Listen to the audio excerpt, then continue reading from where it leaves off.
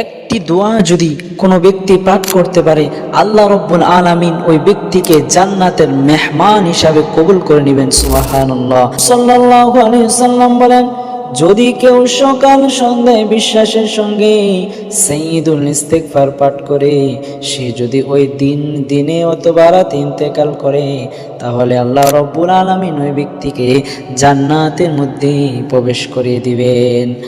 আল্লাহ রাব্বুল আলামিন যখন কোনো বান্দা আল্লাহ রাব্বুল আলামিনের কাছে নত হয়ে তওবা ইস্তেগফার পাঠ করে, আল্লাহ রাব্বুল আলামিন তার দয়া ও ক্ষমা কুদরতের হাতটুকু প্রসারিত করে দেন। বান্দা ইস্তেগফার করলে আল্লাহ তাআলা তার আযাব দেন না। সুবহানাল্লাহ।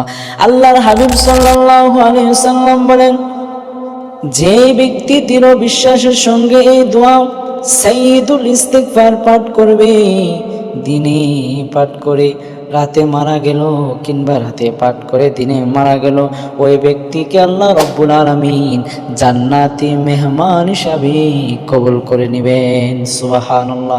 সাইয়্যিদুল ইস্তিগফারের দোয়াটি হলো, আল্লাহুম্মা আনতা রাব্বি লা ইলাহা ইল্লা আনতা খলাকতানি ওয়া আনা আবদুকা ওয়া আনা আলা আহদিকা ওয়া ওয়া'দিকা মাস্তাতা'তুম আউযু বিকা মিন শাররি মা সানা'তুম আবুউ লাকা বিনি'মাতিকা আলাইয়া ওয়া আবুউ বিযামবি ফাগফিরলি ফাইন্নাহু লা ইয়াগফিরু যুনুবা ইল্লা আনতা